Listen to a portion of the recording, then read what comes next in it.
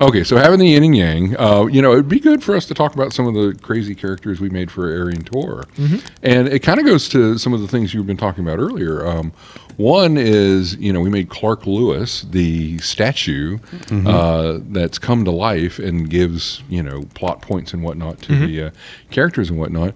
The ongoing game I have that we're using as our first beta test, they absolutely hate that guy, and we love him. We thought he was going to be great. True, yeah. I know, and we gave him a little dog that we named after our old dog, Sage, who, super cute. They like the dog, but they hate it's more they distrust him, no? Hate may be the wrong word. I don't know. They're trying to keep him far away from one of the only child characters because that child character idolizes him. Yeah. And then there's Juliana Merriweather, who we put on there. Now, they like her. Now, we made her very quirky. So in Aryan Tour, there's the mist that can mutate people, and so a number of different quirky little things happen. She is the town mayor, the shopkeeper, the bartender, tavern owner, the herbalist, the doctor, and probably 4 or 5 different roles. And she runs all those because she has the ability to break herself up into multiple people. So when she pulls every one of copy of her together, she's actually 8 feet tall and 400 pounds, but proportioned and whatnot. And then she can break down into 2 5-foot people, and she can break down into 4 4-foot people, and then 8 3-foot people and whatnot. But she's sharing one brain, so if she's doing a lot of menial tasks and whatnot, she'll break into 8 and clean the place and whatnot. But if she is having to, haggle or do herbalist or mayor or doctor stuff, she's got to combine herself up to the 8-foot. So even without adding any personality, we've made somebody really kind of interesting. Oh yeah. So and that has played very well on our play tests and whatnot. Absolutely. So thinking about interesting characters, one other factor came to mind. Associating them with things that your players just get stuck on or obsessed with. For example, there is a throwaway joke that we had a one-shot session, and we were trying to order pizza in real life. And my buddy Chris, who sits at the other end of the table, was scrolling through, I don't even remember where he was ordering from, some app. And while I was in the middle of giving an exposition of this crazy time-traveling lich that was about to have them do a massive army battle, you hear him mumble. He wasn't even trying to draw anyone's attention. He's just going, where are the breadsticks? Well, that's beep number 2. Oh, that's a good one. And later, every time they ever went to a tavern or a restaurant, guess what their first question was? Where are the breadsticks? And so eventually I was like, yeah, in this town there's a place called Mama Mario's that is a Italian food restaurant with an old lady behind the counter who gives away free breadsticks and amazing pasta. And they're like, she is incredible. We love her. From now on, she's going to stay in our town. Patron saint of our town. Yeah. Nice. And that's good. So tying characters to things that your players like is a great way to make a character they'll love. And for characters with more depth, I had an example, and now it has escaped my mind. See, this is perfect, Kyle, believe it or not. Because the next question I was planning on asking you was going to be, what do you think is the best written NPC example that comes to your mind? And when I say NPC, I do want to clarify. I want to be able to take this outside of D&D a little bit. So anything that's not a protagonist, right? Side character, I'll accept. So NPC in a video game, I'll accept. Just if you had to call to mind an example of in fiction, it can be one you wrote if you think it's really quite good, or if it's an example that just jumps to mind when you think of top quality. What would you say is the best NPC and why? Okay, I'm going to call back to the video game I didn't finish talking about. And Sure. That's the Planetfall word-based video game that you guys, I don't know what you guys want to call it since you don't believe it's a video game. But back in, the days of the dinosaurs and whatnot. So, you would type a command to go to the next room. I go west or something like that. And if he was with you, which he was part of the game, every time you moved or something, it would describe the new room. And then Floyd would do something silly or zany. He takes off his foot and examines it. He runs around in a circle like he's trying to chase his tail. Floyd was a robot that had been on for 10,000 years and was a little off, right? So, and I tried to do Clifford that way some. He was a bear and he did bear things and whatnot. So, you can create a really interesting NPC, especially if he's around a lot. Just having a list of things that they would randomly do and just have, just kind of slide that in there, and it kind of builds your world out a little bit. It adds a little bit of extra context, and it just gives a warm fuzzy to everybody. So You've been stuck at this puzzle for an hour. Clifford the Big Brown Bear is starting to go into hibernation. yeah, Yeah. Clifford plops down and starts licking himself. Okay. It's just completely unnecessary. We got a dog under us. She's probably doing the Oh, okay. same right That's now. also unnecessary.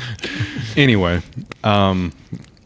see, I have a hard time with who is the best NPC as a question, because to me, NPCs don't fall under one umbrella of just sure. NPC. There's all different types of them. And I think some of the best are the ones not only that can alleviate tension, but also that they are themselves deeply interesting. For example, Nick Valentine Dude, from I was Fallout literally 4. going to say Nick Valentine. I'm not even kidding. You said Fallout earlier, and he was the guy. I was like, oh, I got to talk about this guy. He has an incredibly interesting story. He has identity issues, which was a whole thing about the time where he came out, especially because of social media and whatnot. He has incredibly funny, snippy lines. He's integral to helping you through your playthrough. I mean, you cannot advance the main story without talking to him, whereas most of the other companion NPCs are completely optional. And that kind of character who can do everything and do it really well is one of my favorites. But still, I'm thinking of it and I'm like, but is he the best? Sure. Yeah, kind of. He's definitely on the list, though. Oh, he's at minimum top 5. Kind of the reason I wanted to ask that was to give you an opportunity to explain what you think makes an NPC the best. And I mean, Nick Valentine jumped to my mind as well, because one thing that I think makes an NPC really good is if they build intrigue in the story. Like, it's one thing to just participate, it's one thing to help the players or just to be zany, but when the character is actually contributing to the interest, right, like Nick Valentine does, because you talk to him and you're like, who the heck is this guy? How did he end up like you kind of naturally start asking these questions as you spend more time in the game with him. One that I also like, which is not, I will admit, not as tightly written as Nick Valentine, funny as Bethesda games tend to be. In Cyberpunk 2077, the Johnny Silverhand NPC is fun because, A, he's played by a charismatic and likable actor, especially at the time of the game's release. I mean, couldn't have been bigger, Keanu Reeves. But at the same time, he builds intrigue in the story. Like, he's not just there to quip at you and to give you a boost every once in a while. He's there so that you have this kind of secondary storyline that you're tracking and you're wondering how it all fits together in the end. So when he talks to your character, it's not always an unwelcome break, right? Yeah. Which as an NPC can be if it's not done well, I would say, poorly executed. Like, there's a particular speech he gives about why he's so much of an anarchist, I suppose is the best way to say it. And he talks about a war in Mexico that happens in game, and it only happened for resource grabs, and not even an important resource grab, just like, we're going to take the land of these people because we feel like it. And he talks about, I lost my arm fighting for this country for no another bleep right there. Reason why should... Yeah. The sailor's coming out. I've never even been in the Navy. Well, so I got one more to throw in. Okay. And it's a callback to an earlier game, but it's the original Baldur's Gate. And Minsk and his giant miniature space hamster, Boo. Does that mean anything to you guys? Nope. I have heard You're gonna have to tell the viewers because they may not know, or they may know. Well, so again, my millennial Gen X folks may remember all this, but yeah, he was one of the folks you could recruit in the first Baldur's Gate, and gosh, I can't remember if he was a ranger or a barbarian, probably a ranger, and yeah, he really came across somebody who'd been hit up in the head one too many times, and he charged into battle and screaming and always yelled, "Boo, go for the eyes!" And there's this tiny little hamster there that's but that's another thing too, go for the cute. So we had one adventure where we had vamsters, flying hamsters that sucked blood. You've told me about the Vampster. As soon as you said Vampster, the story triggered. Yeah, I know. And the Vampsters, if they got enough blood, they would just pop, and then you'd have two Vampsters and whatnot. So, but if they weren't getting a lot of blood, then they would. So they were cute, but they were also dangerous, and they could stun you by rubbing up against you, and their cuteness would So I think. I go for the zany, so obviously, and zany and cute tend to go together pretty well. If you could hear that sound, that was the dog chewing on her bone. It almost makes. I mean, wouldn't we have a dog at our campsite? Yeah, but I'm not sure that's like a relaxing ambiance. Yeah, I know, right? It's like. I mean, there's are we going to cut this, or are we going to leave it out there? Yeah, okay. There's some strange ASMR out there. Let's not get into this. No, we don't do it. Are we going to whisper again? No, because that's not what he's talking about. They do whisper. I thought whispering was part of ASMR. No, so whispering is part of the ASMR, but what Kyle is referencing is thematic, let's say. There are people who record. Kyle, do it appropriately. Come on, pay tribute, dude. Do a New York accent. Whisper. Whisper in a New York accent. I'm walking you. How does Gollum whisper? No, don't. There's no way Gollum can whisper. There are strings that are opposites. Okay, that's actually impressive. All right, go ahead. That's not bad. How does a New Yorker whisper? I'm walking in. Another bleep. Kyle, you're up to 4. You're about to get. How does an Alabamian whisper? You got my moonshine yet? Well, at least you didn't talk about, wanting to date your cousin or something. So, I could have gone much worse. You could have. That's why I paused for a moment. I was like, "Don't say that. Don't say that. Don't say that. What should I talk about?" Full license to make those jokes as Southerners, though. that's true. We do. Like if anybody does, it's us. Well, of course, you're from Tennessee, not from True. Alabama, but close enough for government And work, right? Yeah, exactly. And I obviously dodged the related family members. You had to go other side of the country for my two halves. Yeah. Or country outside the world. What were we even talking about again? So what we were originally talking about, which is diverge as much as we need. I don't even remember how we got to whisper like a New Yorker, Kyle. We were kind of okay. Now you, made it sound like dirty. Like draw me like one of your French girls. Whisper like a New Yorker, Kyle. No, we were talking about Whisper like a New Yorker. And kinda what we think makes an NPC good or bad, or how do you write one for the players, or how do you write one for yourself. And to be honest with you, I have a little bit more to go on NPCs, but at the same time, we've spent a good amount of time on this topic. And I think we've shed some light on some stuff that's interesting. And if you agree or disagree in the comments with kind of what we were talking about, what makes an NPC interesting, what makes them disinteresting, if you think we missed something, please tell us. So before we segue into our next kind of segment, one thing I did want to ask you guys was, I feel like we covered, especially when you got into talking, Rob, about a little bit more of a nuanced NPC.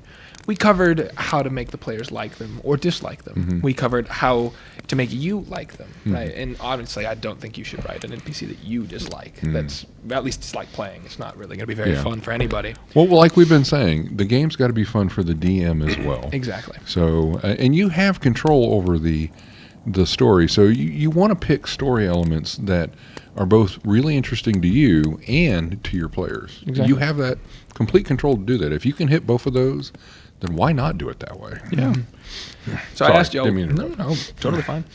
I asked y'all what you thought the best NPC side character, right, that you experienced in fiction was.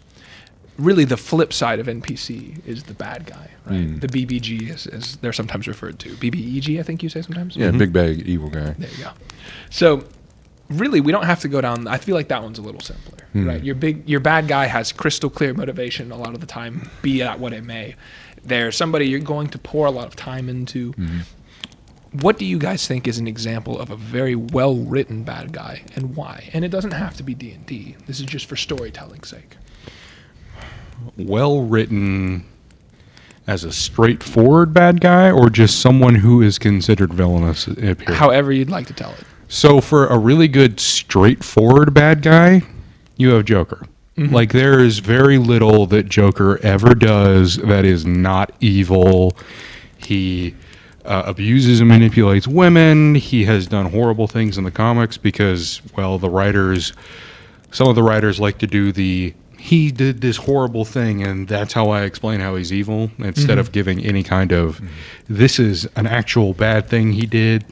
They just go, this is a thing everyone agrees is bad.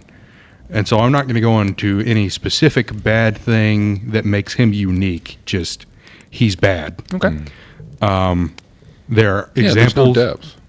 There's no depth to that. However, in other times, he does get more. But for a straightforward bad guy, you kind of know what Joker wants. He Chaos. wants chaos, and he wants to mess with Batman. Yeah. For someone who's more nuanced and in depth, I would go with Doctor Doom. Okay. Like, he is doing bad things. He does not like basically all other countries, anyone who is not part of Latveria. But when heroes go to Latveria and they're like, don't you want to be freed from this tyrant? They're like, what are you talking about? This is the greatest ruler that Latveria has ever had. And it's not just propaganda, because you go there and you expect, like, oh, this is going to be like every other dictatorship. There's going to be starving children in the streets or something like that. And then you walk into, wow, this place is a utopia almost. Technologically advanced, everyone is fed and clothed, very low crime rate, like the best neighborhood you could ever move into. Schools are amazing. Just no freedom. And there's some lack of freedom, yeah, but everyone loves him. And there are even times in the comics where I think it's like a totem in Wakanda, the Panther totem or something like that, that can read intentions, and if your intentions are not true and noble, it just kills you immediately, and most people can't escape from it. And Doom strides up confidently. The totem scans him, and everyone is expecting him to just blow him to Kingdom Come, and it deactivates. He walks right past it, and everyone's stunned because his motives are noble in their own way, even if his actions are villainous. Sure. So, Well, I kind suppose of playing- Magneto would fall in that category as Yeah, well. I mean, like, he wants to kill everyone who's not a mutant. Right. But he's doing it because he's a Holocaust survivor, and they're kind of doing a second Holocaust in the Marvel Comics with the mutants. I mean, Magneto and Professor X were originally written to be allegories for Malcolm X and Martin Luther King Jr., and the only reason that they aren't black is because they wouldn't let Stan Lee and Jack Kirby make black characters. Yeah. Except for the Token Storm. Except for the Token Storm. Yeah. In the 70s, that definitely would have been the case. So. Yeah. Oh, well, you know, there is a TV show that I would say gives a master class on all different kinds of evil people as antagonists, but, you know, I think it's going to be, again, more my generation than y'all's, and that's Star Trek: Deep Space Nine. You had Vedic Wynn, who was just straight, I'm in it for me and don't care who gets run over. You had Gul Dukat, who was this delusional, frankly, we're talking about Holocaust. I mean, he was kind of running a Holocaust and whatnot, but had some strange, thinking that he was doing the world a favor. Kind of like, oh gosh.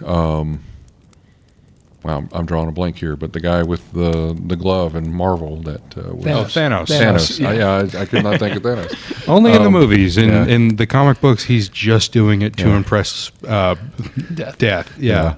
You had Elam Garrick, who, I mean, people just absolutely loved that character. He was on the side of the Angels, but he had spent most of his background on the bad guy side, and he was definitely the doing good things with evil or bad methodologies kind of guy. So Anti-hero-esque. yeah, anti-hero-esque is a great one there. Section 31, the Founders. Yeah. I mean, the whole show. If you watch DS9, I mean, you could just pick any flavor bad guy, and they've got an example there. Yeah. So There's a Romulans. Yeah. there's a video on YouTube. I think it's called "Sympathy for the Villain," and it's pretty well done. It's by a guy named Implim, and I've showed you a couple of his things before, Rob. But he makes some cases in that video that I think I tend to agree with. And it's a bit what you talked about earlier, Kyle. Like, I think a simple villain serves the story very well, right, when that's what you need. Like, for example, one of my campaigns, it was everybody's first go at it, right? I gave him a very Disney-esque twist villain, like good guy at first on your team, and then all of a sudden he's not, and then he's like the worst person ever, right? Super narcissistic, super egotistical. All this was a ploy. Very few redeemable qualities. He has some, right? He has to be a person, but he's pretty straight. So it makes it easy for them to ally against him, right? They're like, we got to stop him at all costs. His motives are bad. What he wants to do is bad. We're going to basically put an end to it. But one of the examples I would give for a well-written villain. Wait. Do you hear that? Yeah. What was that? It's right at the edge of the forest. It's at the edge of the forest. Here it comes! Get him! Kyle, jump! Guess where? I'm jumping! Kyle, get over the tree. It's going to chase you. Oh, I've been hit! I need a potion. Take this! This is a sword. Stab it! You can be healed after! I got him! I got her! Someone get the leash. Well, folks, as you can see, Luna knocked over the camera. Yep. You can hear her right now. So, I think it's time we said goodnight. So, with that, Jackson. Thank you so very much for listening to the Long Rest podcast. Y'all go ahead and get a long rest. We've got First Watch.